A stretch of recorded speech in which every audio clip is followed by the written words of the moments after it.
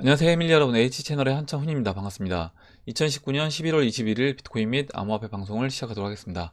먼저 댓글로 좋은 의견과 질문, 정보 공유해주신 분들에게 감사 말씀드리고, 오늘 순서는 먼저 JL님이 도이치뱅크 차트 의견 주셔서 그 부분 같이 보고요. 다우지수 보고, 그리고 비트코인 차트는 리플님이 이제 의견 주신 부분 같이 보고, 그 다음에 도미넌스 차트는 이제 이동국님이 의견 주신 부분 보고, 리플 차트와 이제 이더리움 원화 차트 이제 보고 마지막으로 Q&A 보는 순서로 마무리를 하도록 하겠습니다. 그럼 먼저 도이치뱅크 차트부터 이제 보도록 할게요. 어제 이제 JL님이 도이치뱅크가 우리가 이제 지난번에 이 삼각수렴을 이제 아래로 이탈하게 되면 그때 좀 주의해서 이제 보자라고 이제 말씀을 드렸는데, 우선 2008년도 서프라임 이후에 도이치뱅크 주가는 이렇게 하락 채널 안에 갇혀서 계속해서 이제 흘러내렸습니다. 이때 어떻게 보면 이제 유동성 공급해주면서 가까스로 이제 살려놨고, 그 이후에 계속해서 이제 흘러내리는 그런 모습을 볼 수 있는데, 일단 차트만 본다라고 하면 좀 회생이 이제 불가능한 그런 차트로 이제 보여지죠. 여기서 지금 중간중간에 좀 특이한 점은 뭐냐면, 그냥 하락하는 게 아니라, 보시면 중간중간에 이렇게 삼각수렴 하다가 아래로 이탈, 삼각수렴 하다가 아래로 이탈, 그리고 지금 세 번째 이렇게 삼각수렴 중에 있습니다. 이 삼각수렴 중에서 현재 이제 다시 보시면 확대해서 이제 보시면 내시경봉으로 볼게요.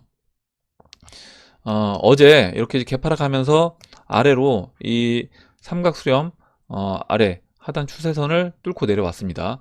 내려온 이후에 다시 이렇게 양봉 만들어주면서 일단은 이 추세선까지 다시 이제 붙여준 모습인데, 일단은 이 삼각수렴을 이제 이탈했기 때문에 그렇다라고 하면 이제 아래로 빠질 확률이 좀 커졌다. 아까 이제 계속해서 반복적으로 만들어졌던 그 패턴대로 삼각수렴하고 빠지고 삼각수렴하고 빠지고 이런 형태로 이제 진행이 되고, 지금 이 삼각수렴 마지막 삼각수렴은 보시면 채널 바닥에서 바닥을 찍고 이 삼각수렴 중에 있는 것이기 때문에, 그렇다라고 하면 이번에 만약에 이 하단부를 이제 깨고 내려왔죠. 깨고 내려와서 지난 이제 그 리먼 브라더스 차트와 비슷하게 흘러간다라고 하면, 여기서 깨고 내려온 이후에 반등 한번 주고 다시 흘러내려서 만약에 이 하락 채널을 뚫고 내려와서 그냥 옆으로 횡보하면서 이제 파산 발표를 하는 이런 형태로 진행된다라고 하면, 이게 지난번에 그 리먼 브라더스 차트 봤던 것과 비슷한 형태로 진행될 거라고 봅니다.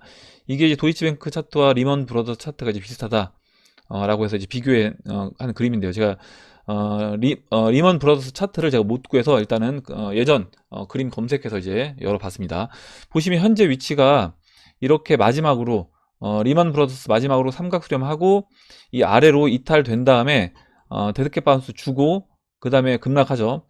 급락하고 파산하는 이런 형태. 그래서 이때 이제 기간을 본다라고 하면 이게 이제 한 칸이 한 달인데, 이 삼각수렴 이탈하고 나서 뭐 이 파산까지 3개월 정도밖에 걸리지 않았습니다. 물론 이 아까 이제 계단식으로 삼각수렴하고 이탈하고 삼각수렴 이탈하고 이 패턴이 또 한 번 반복된다라고 하면 좀 더 뭐 딜레이 될 수는 있겠지만, 지금 하락 채널 하단부까지 내려왔잖아요. 아까 이제 보시면 일봉 전체 주봉으로 볼까요? 전체 그림을 본다라고 하면 이 지금 하락 채널, 이 저점을 잇는 이 하락 채널에 하단부까지 현재 이제 내려온 상태이기 때문에, 여기에서 이번에 이때 이제 하락 채널 하단부 찍고 반등 나왔고, 여기서 물론 이렇게 이런 식으로요. 이런 식으로 다시 이제 반등해주고 또 어찌됐든 반등해주고 다시 하락 채널 올려준 다음에 이렇게 찍고 또 삼각수렴, 이렇게 해서 시간을 끌 수는 있겠지만, 지금 이제 전체적인 어떤 경제 상황 분위기로 봤을 때는 거의 이제 이 도이치뱅크 차트도 거의 끝자락에 다 와가고 있다라고 생각을 합니다. 이게 이제 그 주식 그 전체 다우지수가 무너지면서 같이 작동을 할지, 아니면 예전에 이제 리먼 브라더스 차트가 무너질 때는 거의 주가가 우리나라 코스피 같은 경우는 1400포인트 밑으로 내려온 상태에서 그때 리먼 브라더스가 이제 파산 신고를 하면서 오히려 이제 바닥 1000포인트까지 깨고 내려가는 뭐 그런 모습으로 진행이 됐었는데, 이번에는 이제 고점에서 만약에 이런 발표가 나온다라고 하면 순식간에 이제 급락이 나오는 그런 형태로 진행될 거라고 보고, 그게 아니라고 하면 만약에 좀 더 길어진다라고 하면 일단 주가를 뭐 다우지수든 코스피든 주가를 채널 바닥까지, 바닥 근처까지 어느 정도 떨고 놓은 상태에서 그 다음에 이런 도이치뱅크 큰 대형은행의 이제 파산 발표를 하고 오히려 채널 바닥까지 떨구는 그런 형태로도 진행될 수 있다라고 봅니다. 이렇게 이제 설명드리고, 그럼 다음으로 이제 다우지수를 볼게요. 다우지수 무너지는 때가 이제 언제가 될 거냐? 이거는 뭐 지난번에 어떤 분이 이제 에린 스미스님이었나요? 이제 기억이 닉네임이 잘 생각이 안 나는데 이런 의견 주셨습니다. 뭐냐면 결국 세력이 트럼프를 선택할 거냐 아니면 다른 뭐 민주당 후보를 선택할 거냐 이거에 따라서 달라질 수 있다 라고 했는데 만약에 뭐 트럼프를 선택한다라고 하면 내년 재선이 될 때까지는 이와 같이 1929년도와 같이 끝까지 이렇게 불장을 만들겠죠. 끝까지 이렇게 이평에 이격을 오히려 이제 키우면서 마지막 슈팅을 줄 수 있습니다. 이런 식으로 줄 수 있고 그게 아니라 오히려 이제 트럼프를 선택하지 않는다라고 하면 이런 식으로 이제 급락을 하면서 이 추세선 지금 제가 이 그린 추세선을 깨고 내려오는 형태로 진행될 수 있습니다. 그래서 지금 이 1929년도 경제대공황 있을 때 이때 이렇게 추세선 올라오는 추세를 이탈하고 한번 반등을 크게 주죠. 다시 추세선까지 반등 주고 그 다음에 급락이 나옵니다. 이때 빠진 걸 보면 몇 퍼센트 하락을 했냐면 80 거의 90% 89%니까 거의 뭐 90% 하락을 했습니다. 그래서 지금 이제 이 자리에서 만약에 다우지수가 90% 하락한다 뭐 상상을 못 하겠는데 이때 뭐 언제였죠? 그러니까 경제대공황 때 90% 하락했던 것처럼 된다라고 하면 뭐 채널을 뚫고 내려와야 되는 겁니다. 그래서 뭐 이 정도까지는 아니라고 하더라도 이때는 오버슈팅 채널 돌파해서 위로 완전히 올라왔었고 또 아래로 채널 바닥으로 언더슈팅까지 이제 있었기 때문에 이렇게 이제 하락폭이 컸었고 지금은 뭐 그 정도는 아니다라고 하더라도 사실 뭐 채널 중반까지만 조정을 줘도 반토막입니다. 반토막. 지금 이제 이 채널 중반까지만 이번에 하락에 조정을 준다고 하더라도 11,900, 12,000 뭐 이 정도이기 때문에 아마 이 정도로 주가가 다우지수가 이제 빠진다, 반토막이 난다 라고 하면 그때는 이제 일단 기본적으로 반토막 났다, 이 채널 중간까지 빠졌다라는 것 자체가 2008년도 서프라임 때 채널 중간까지 빠졌습니다. 그리고 이제 이번에 오는 경제 위기는 채널 중간까지 빠지는 어떻게 보면 서프라임 이거보다 더 큰 영향을 줄 거라고 이제 보고 있기 때문에 그렇다라고 하면 이 정도까지도 우리가 생각을 해 놔야 된다는 거죠. 이 정도 채널 아예 바닥까지도 빠질 수가 있다. 이 정도까지도 저는 열어놓고 이제 봐야 된다라고 생각을 합니다. 그러면 여기서 추가적으로 뭐 이런 식으로 이격을 더 키우면서 상승을 해 준다고 하더라도 저는 이제 주식시장에서는 빠져나와 있는 게 이제 맞다라고 보고 있는 거고 아까 이제 잠깐 그 도이치뱅크 차트 설명드릴 때 어느 타이밍에 도이치뱅크 파산 발표를 할 것이냐 리먼 브러더스는 이때 이렇게 완전히 주가가 어느 정도 내려온 상태에서 파산 발표를 하면서 이렇게 주가가 바닥에서 출렁거리는 그런 형태로 진행이 됐는데 만약에 뭐 도이치뱅크가 3개월 안에 움직인다라고 하면 지금 뭐 3개월 안에 이 채널 중간까지 물론 내려올 수도 있겠지만 뭐 그렇지 않다라고 하면 오히려 이제 도이치뱅크 파산 발표를 하면서 지금 이렇게 상승하고 있는 이 추세를 꺾어버리는 그런 형태로도 진행될 수 있지 않을까 이렇게 생각을 합니다. 다음으로 이제 비트코인 차트 보겠습니다. 비트코인 현재 8,100달러 뭐 이제 보합 상태에 있는데 일단 어제 차트 설명드린 것과 뭐 크게 달라진 건 없어요.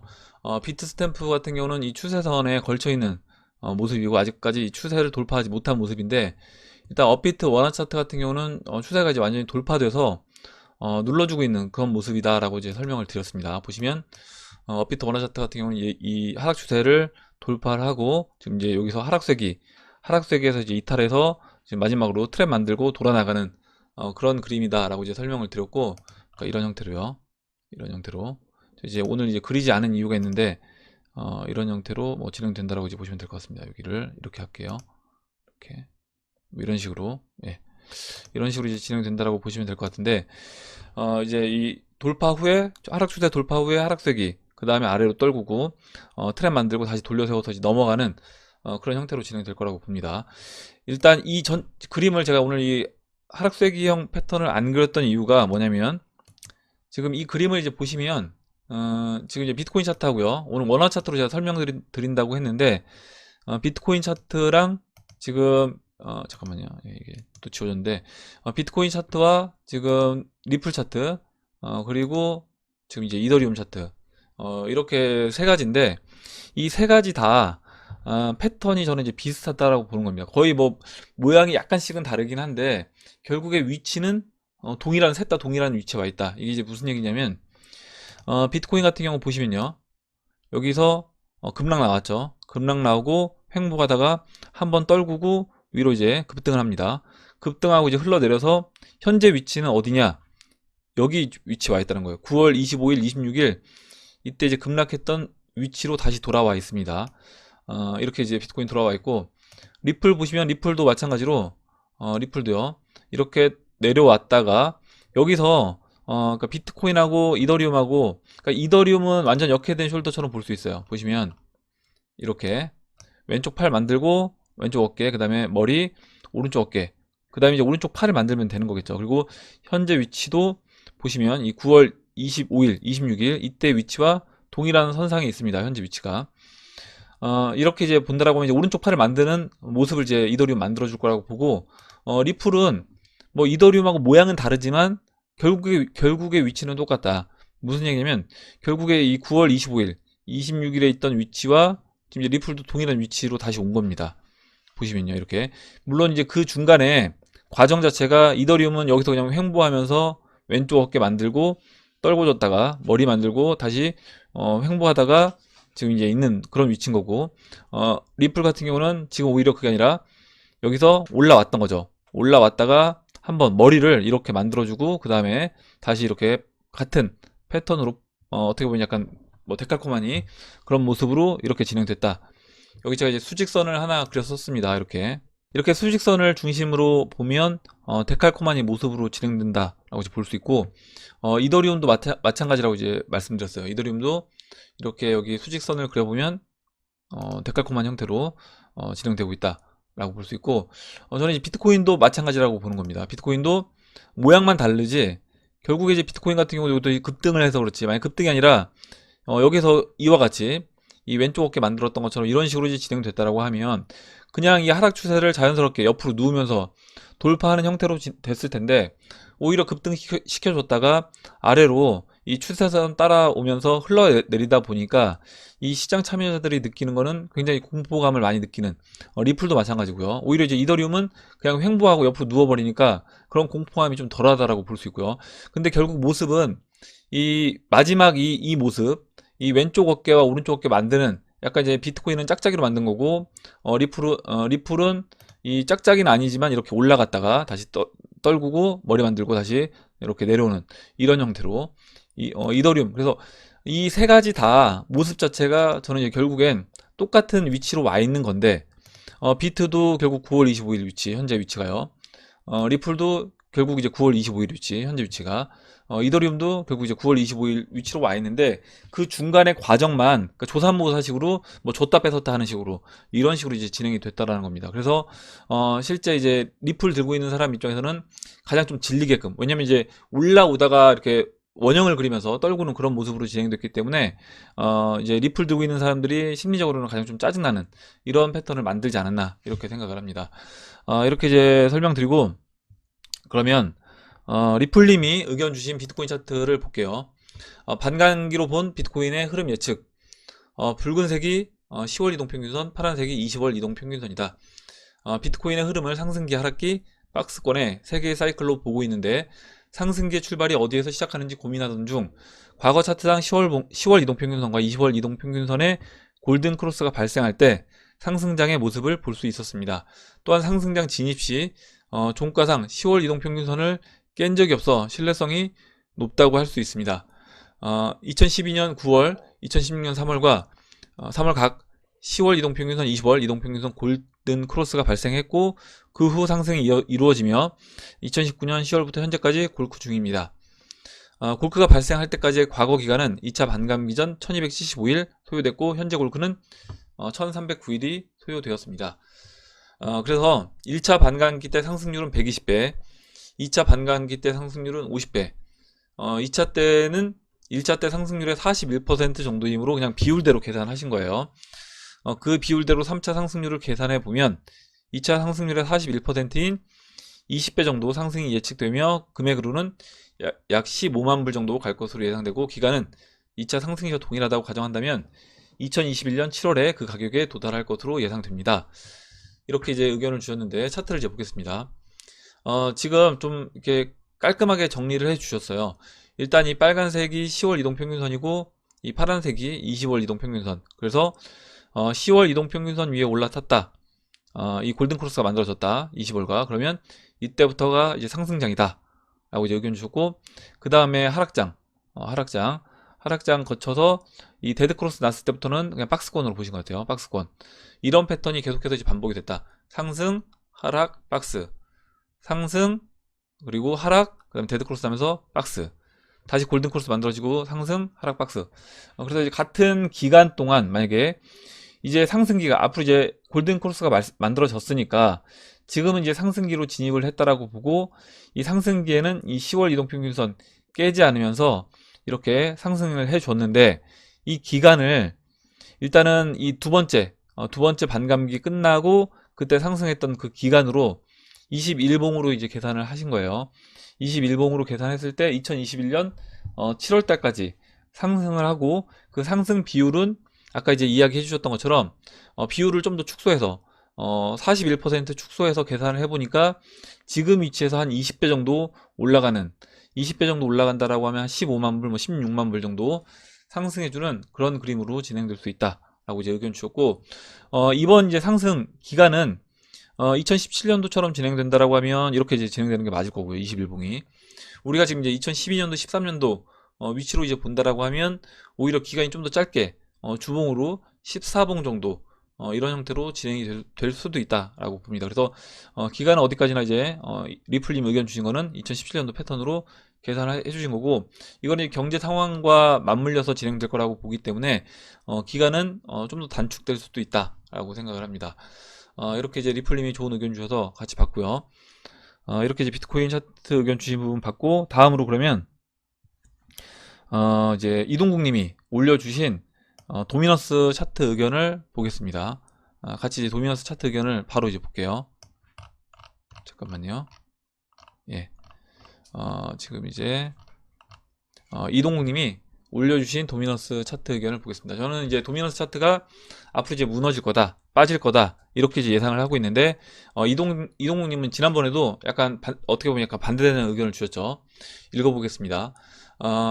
이장님이 말씀하신 비트 도미너스 일봉 122평과 단기 2평이 역배열이라 도미너스가 이제 무너진다라고 했는데, 제가 보는 입장은 2016년도와 17년도 도미너스와 다른 점은 이 장기 평선들 2평의 차이점이 있습니다. 이 2평들은 지금 정배열입니다. 과거에는 장기 2평들이 수렴에 있어 단기 2평들이 내려올 때 도미너스도 빠졌지만, 지금은 장기 2평 간 간격이 있어 일단 장기 2평들이 수렴에 있는 상황이라면 도미너스가 깨지면서 확 내려오겠지만, 지금은 아니라는 제 생각입니다. 즉 단기 2평들은 꼬여있고 역배열이지만 장기 2평들은 정배열이라 시간이 더 필요할 듯 싶습니다. 주봉 스토캐스틱 533 에너지도 쌍바닥을 만들고 상승할 걸로 예상합니다. 이렇게 의견 주셨고, 일단 이연걸님이 답변 주신 건 뭐냐면 533 쌍바닥으로 올라온다고 하더라도 이거 NMT 값입니다. 이 지금 스토캐스틱 이 NMT 값을 기간을 이렇게 설정을 다르게 했다라는 거예요. 그래서 20, 12, 12로 20, 12, 12가 하락 중이기 때문에 좀 더 이제 크게 보는, 길게 보는 이 보조지표 기간이 설정값이 하락이기 때문에 큰 상승은 없을 거로 생각되며, 20, 12, 12가 돌리기 전에 알트는 이미 많이 상승해 있을 듯이요. 참고로 2018년 1월부터 상승 오파가 끝나고 하락파 진행 중이라면 단순 반등 정도로만 생각해도 좋을 듯 합니다. 이렇게 의견 주셨고, 이동욱님이 이제 또 그 이연걸린 의견에 답변을 이제 써주셨는데, 저는 주봉 2017년 3월 이전 나온 캔들의 모양처럼 장기 입평들을 수렴하는 기간이 좀 더 필요하다고 생각하는 입장입니다. 주봉 스토캐스틱 56, 32, 32 만들어 보시면 에너지가 어떤지도 알 수 있습니다. 월봉 533은 꺾였지만 16, 20, 12, 12 위치도 확인해 보시면 지금 바로 도미너스가 꺾일 상황은 아니라고 봅니다. 월봉으로 2017년 3월과 스토캐스틱 비교해 보시면 아실 겁니다. 이평선들의 배열 상태도 보시면 지금과 다르다는 걸 확인할 수 있습니다. 이렇게 의견 주셨고, 일단 도미너스 차트를 그러면 보면서 이야기를 잠깐 해볼게요. 지금 이제 이동국님이 이제 보시는 도미너스 의견은 지금 이제 주봉 차트에서 지금 제가 이제 일봉 차트에서 역배열이 됐다 라고 말씀드렸고, 근데 이제 주봉에서 보면 지금 이제 보시는 것처럼 이 20주, 50주, 그리고 이 120주도 이제 돌아 나가고 있죠. 20주 상방, 50주 상방, 120주도 이렇게 하락하던 120주가 턴해서 돌고 있습니다. 그래서 이렇게 주봉에서 이런 이평선들, 결국 아까 이제 일봉에서 장기 이평선이 주봉에서 이제 뭐 20, 50, 120 이런 역할을 할 거라고 보는데, 이런 장기 이평선들이 밑에서 이렇게 지지를 해주고 있기 때문에 이게 도미너스가 여기서 이제 급락 나오는 거는 쉽지 않다. 이렇게 이제 의견 주신 거고, 이연걸님은 물론 이렇게 이런 라인들이 지지를 해줄 수는 있습니다. 지지를 해줄 수 있는데 일단 지지를 해주더라도 그 지지해주고 다시 무너지는 형태로 진행될 거다, 이렇게 의견 주셨고, 저도 이제 그렇게 이제 보고 있는 건데, 그렇게 보는 이유가 지금 일단 그 이동국님이 의견 주신 부분은 뭐였냐면 2017년도와 지금은 다르다라는 거죠. 그러니까 일봉에서는 모양은 비슷해 보이지만 보시는 것처럼 이 주봉에서 이때는 주봉도 역배열이 되어 있었습니다. 주봉도 보시면 20주, 50주, 120주가 역배열이 되어 있었기 때문에 주봉도 역배열, 장기평선도 역배열, 단기평선도 역배열 되어 있었던 상황에서 이렇게 급락이 나왔지만 지금은 이와 같이 급락 나오는 모양이 만들어지기 이제 어렵다. 이제 장기평선들이 오히려 이제 정배열 되어 있기 때문에 이렇게 이제 의견 주신 거고, 저는 이제 이걸 어떻게 보냐면, 이때 이제 2017년도 전에 도미넌스 차트를 보면, 도미넌스 2015년 전부터요. 이 도미넌스 차트가 보시면 이 폭 자체가 99에서 이 94를 벗어나지 않습니다. 이 얘기는 뭐냐면 결국에 비트코인이 전체 시장에 비중을 거의 대부분 비트코인이 차지하고 있었다라는 거죠. 도미넌스 차트 자체가 계속해서 이 장기평선들이 수렴해 있었던 상황이고, 2017년도 같은 경우는 알트코인이 어떻게 보면 한번 크게 성장했던 그런 단계고, 이런 도미넌스가 94에서 97 사이에서 계속 움직이던 그 도미넌스가 이 94 라인을 깨고 내려오는 그런 위치였기 때문에 이와 같은 모습이 이제 벌어졌다. 장기 평선들도 완전히 역배열이 만들어질 수 있었다라고 봅니다. 그러면 지금은 이제 어떠냐? 지금은 이렇게 올라온 상황이죠. 올라온 상황에서 이 장기 평선들이 물론 지지 역할을 해주고 중간중간에 반등 역할을 해줄 수는 있지만, 저는 전반적으로 도미넌스는 빠져야 된다라고 보는 거죠. 왜냐면 이 시장 자체가 이제 이 도미넌스 의미가 결국에 시장의 비트코인이 차지하는 비중, 그리고 알트코인들이 차지하는 시총의 비중인데, 이 알트코인들도 성장을 하고 알트코인이 성장하면서 성장된 알트코인의 그 에너지를 가지고 또 이제 비트코인도 같이 시총을 끌어올리는 이런 형태로 저는 진행된다라고 보고 있기 때문에, 그러면 이번 상승이, 그리고 이제 이번 상승이 어떻게 보면 이제 비트코인이 2만 달러를 넘어서, 만약에 전고점 2만 달러를 넘어서 뭐 우리가 예상하는 10만 달러, 20만 달러, 아까 이제 또 리플님이 의견 주셨던 뭐 15만 달러까지 비트코인이 상승을 하기 위해서는 그 상승할 에너지가 필요한데, 그 에너지를 어디서 흡수를 할 거냐? 결국에 이 알트코인, 이 도미넌스를 다시 내려서 그 알트코인을 가지고 에너지원으로 삼아서 비트코인 가격을 끌어올릴 거라고 이제 보고 있는 겁니다. 그래서 오히려 어떻게 보면 이 지금 하락 채널보다 하락 채널도 깨고 내려올 수 있다라고 이제 보고 있는 거죠.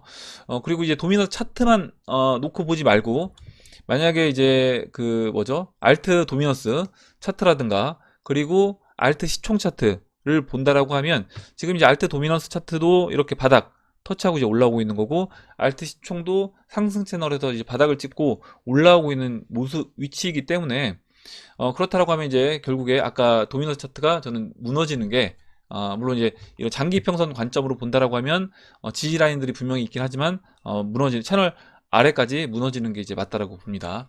일단 이제 이 의견은 이건 달라질 수 있다라고 봐요. 이렇게 이제 이동님이 좋은 의견 주셔서 같이 봤고요. 그리고 그러면 이렇게 보고 그 Q&A를 이제 진행하도록 하겠습니다.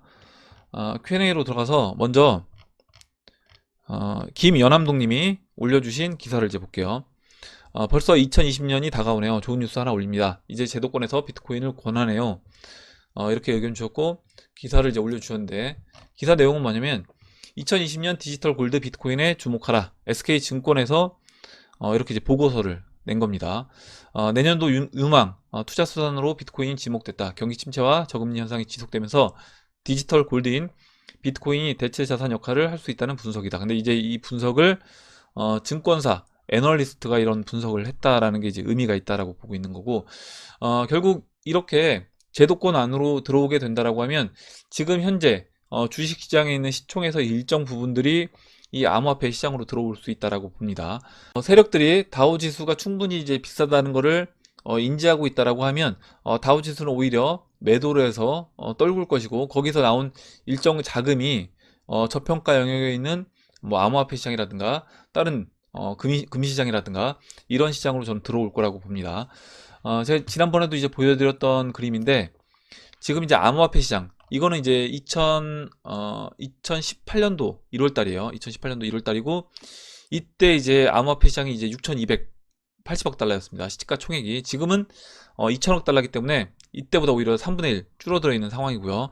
2018년도 이때 1월 달에 전체 주식시장이 81조 달러였는데 지금은 당연히 더 커져 있을 겁니다. 왜냐면 다우지수 올랐고 나스닥도 이제 그때 대비해서 올랐기 때문에 더 커져 있다라고 보는데, 그냥 80조라고 보고요. 그냥 단순하게 이때 나왔던 자료로 더 상승했겠지만, 이렇게 본다라고 하더라도 지금 2천억 원, 2천억 달러에서, 죄송합니다, 2천억 원이야, 2천억 달러에서 이렇게 보면 400배입니다. 400배.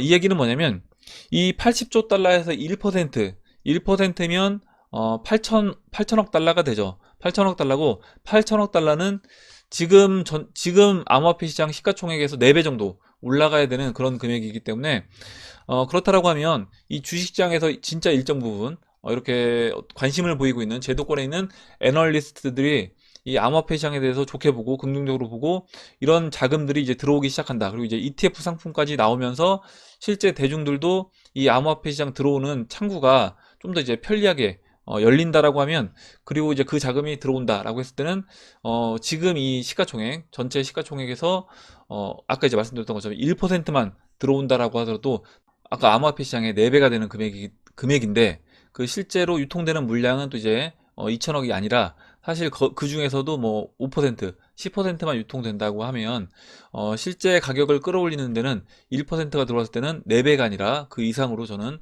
시가총액을 이제 키울 수 있다라고 생각을 합니다. 이렇게 이제 보고 다음 볼게요. 그럼 마지막으로 100년 상회 2019님이 써주신 내용 보고 이제 마무리를 하도록 하겠습니다. 상식적으로 보면 미국 연준의 기준금리 인하는 비트코인과 달러 상대가치 중 당연히 비트코인 가격이 올라가야 되는 게 맞거든요. 그런데 이상하게도 요즘은 미국 달러 기준 금리 인하라든가 양적 완화를 하더라도 인플레가 유발되지 않고 있습니다. 우리나라도 기준금리 인하에도 인플레가 없고 오히려 디플레를 우려하는 분위기입니다. 베네수엘라, 터키, 아르헨티나 등 하이퍼 인플레이션이 유발되는 나라에서는 자신이 가지고 있는 현금의 가치 하락을 막기 위해 암호화폐를 보유하려고 하는 방어 기제가 발동할 것이 자명한데, 저는 그래서 암호화폐에 미래가 있다고 보고 2017년부터 투자해 왔습니다. 그런데 요즘 글로벌 돌아가는 상황을 보면 미국, 유럽, 일본 등 마이너스 금리로 가려고 하는 나라 중에 인플레가 유발되는 나라들이 없습니다. 우리나라도 그럴 것 같고요. 그래서 MMT 이론처럼 계속 화폐를 찍어내고 있는지 모르겠습니다. 이렇게 인플레가 아닌 디플레로 가는 상황이라도 자신의 자산을 지키기 위한 예방적 목적으로 암호화폐를 구매하려고 하는 수요가 증가할 수 있을까요? 우리나라 디플레 관련 참고 기사입니다. 그래서 기사 내용을 이제 올려주셨고요. 아마 기사 내용은 비슷한 기사 내용은 몇 번 다뤘었습니다. 한국 경제 디플레이션 늪에 빠지나 저성장 저물가 국면 진입했다. 이렇게 이런 기사고요. 스타일론 님이 먼저 답변해 주신 내용 볼게요. 양적 완화로 돈을 푼다고 하지만 그게 대부분 주식 같은 금융자산으로 흘러들어가서 버블을 만들게 되고 일반 서민들의 손에 바로 들어가는 게 아니죠. 실물 경기는 나빠서 서민들은 소비를 줄이고 있기 때문에 실질적으로 돈은 더욱 돌지 않게 돼서 디플레가 오기도 합니다. 지금 이제 유동성은 계속 공급되고 있지만 그 유동성 공급되는 거에 비해서 돈은 실제 돌고 있지 않다. 이렇게 의견 주셨고, 양적 완화는 주식과 부동산은 그 가격이 더 상승하게 되므로 부자에겐 더욱 큰 부를 주고 일반 서민들은 실질적으로 그 혜택을 받기는 어렵습니다. 이런 원리로 자본주의는 시간이 흐를수록 빈부격차는 벌어지게 되는 것이죠. 이렇게 써주셨고, 야옹님이 사람들은 경기가 안 좋을 거라고 예상하고 앞으로 돈을 더 풀 거라고 생각합니다. 예상이 있기 때문에 유동성이 생겨도 물건 사는데 쓰지 않고 가치를 유지할 수 있는 여러 자산들에만 가죠. 유동성 함정에 갇혀 있습니다. 이렇게 의견 주셨고, 또 이제 답변 써주신 거 볼게요. 사실 이 문제가 핵심이긴 합니다. 통화량은 지난 10년간 미친 듯이 증가한 반면 물가는 거의 오르지 않았죠. 돈이 풀렸으니 일단 그 돈이 어디로는 갔다는 것인데 실물 경제로는 가지 않았으니 그게 자산시장에 갔다고 보는 거죠. 공산품 같은 건 공급량을 빠르게 맞출 수 있는 편이라 돈이 풀려 수요가 늘어나도 가격이 크게 안 늘어날 수 있게 사람들은 풀린 통화량을 가지고 공급량이 제한적인 일부 자산시장에 뛰어든다고 보고 있습니다. 인플레이션, 디플레이션의 정의를 물가 수준이라고 보면 디플레이션이 맞을 수 있겠으나 고전파 밀턴 프리더먼은 인플레 디플레를 통화량의 팽창과 축소로 정의하면 그러면 지금 현재가 디플레이션이 아니라 오히려 인플레이션인 상황이다. 이렇게 의견을 주었고, 마지막으로 이제 백년상해님이 다시 이제 답변을 해주신 것까지 이제 읽어볼게요.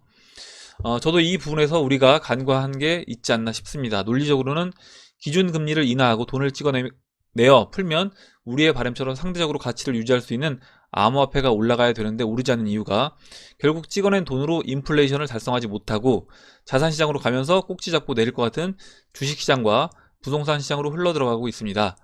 요즘 그래서 저는 주의 깊게 나스닥의 하락 징조를 관찰하고 있는 이유입니다. 비트코인과 리플이 올라가지 않고 뭔가 때를 기다리고 있는 것이 아마도 나스닥의 하락 시점과 관계가 있을 듯 합니다. 그게 조만간이 아니라 꽤 길어진다면 영화 빅쇼처럼 부실이 터질 것을 알고서도 제도권이 몇 년을 견뎌냈던 것처럼 도이치뱅크 주가처럼 가끔 나스닥 차트도 봐주셨으면 합니다. 그래서 오늘 이제 다우 차트를 처음에 이제 시작할 때 봤고, 아까 도이치뱅크 차트 처음에 이제 설명드렸던 것처럼 일단은 삼각수렴을 이제 이탈했기 때문에 조심을 해야 된다라고 봅니다. 그리고 이제 인플레이션이 왜 돈을 계속해서 이제 풀어내고 있는 금리 인하하고 유동성을 계속해서 공급함에도 불구하고 인플레이션이 아니라 디플레이션, 오히려 이런 침체 현상이 나타나고 있느냐?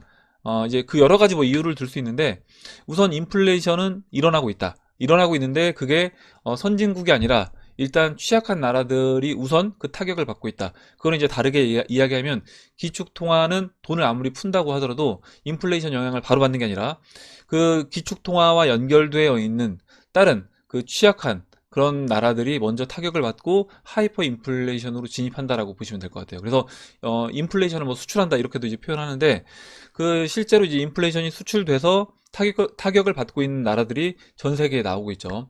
뭐 예를 들어 베네수엘라, 아르헨티나, 이란, 터키 이런 나라들이 뭐 그러니까 이란, 터키는 뭐 하이퍼 인플레이션까지는 아니지만 그 하이퍼 인플레이션으로 들어가는, 어떻게 보면 초입에 있다 이렇게 볼 수 있고, 뭐 아르헨티나라든가 어디였죠? 베네수엘라 이런 나라들은 이미 이제 하이퍼 인플레이션으로 들어갔다라고 봅니다. 경제 상황이 좋지 않음에도 불구하고 주가는 계속해서 이제 신고가를 갱신하면서 올라가고 있기 때문에, 자산시장이 그렇게 올라가고 있기 때문에 이거는 이미 하이퍼 인플레이션으로 들어갔다 이렇게 보는데, 그러면 결국에 미국이라든가 뭐 우리나라, 약간 일본 이런 선진국들, 유럽들 이런 나라들은 그 인플레이션, 하이퍼 인플레이션을 간다고 하더라도 거의 최종적으로 마지막에 갈 거라고 보고, 그 전에 이제 침체가 올 거냐, 아니면 침체 없이 그냥 아까 이제 다우지수 끌어올렸던 것처럼 여기서 바로 다우지수로 그냥 돈을 계속 무한 공급, MMT 이론을 펼치면서 돈을 여기서 계속 풀어서 그냥 여기서 바로 하이퍼 인플레이션으로 갈 거냐, 이렇게 했을 때 하이퍼 인플레이션으로 간다는 거는 정책 결정권자들 입장에서 봤을 때는 좀 최악의 정책 결정이라고 봅니다. 그 하이퍼 인플레이션으로 갔을 때 정권 유지하는 것 자체가 힘들어지기 때문에, 그렇다라고 하면 당연히 하이퍼 인플레이션으로 안 가게끔 하려고 하겠죠. 그러면 오히려 이제 침체 국면을 먼저 겪고 그 침체 국면을 극복하는 과정에서 암호화폐를 중심으로 침체 국면을 극복하는 그런 형태로 진행이 될 거라고 봅니다. 그러니까 무슨 얘기냐면, 여기서 이제 침체 국면으로 주식시장 빠지고 부동산 시장도 이제 버블이 일어났던 부동산 시장이 다시 빠지면서 그 빠졌던 돈들이 암호화폐 시장을 끌어올립니다.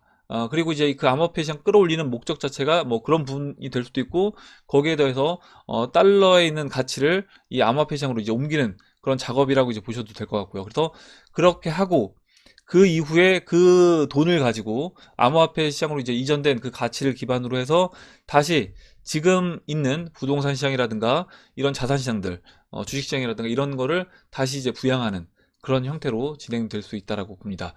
예, 오늘 여기까지 하고 마무리를 하도록 할게요. 오늘 나온 얘기 중에 여러분들 궁금하신 내용, 같이 이야기하고 싶으신 의견, 정보 있으시면 올려주시면 같이 이야기해보는 시간을 가져보도록 하겠습니다.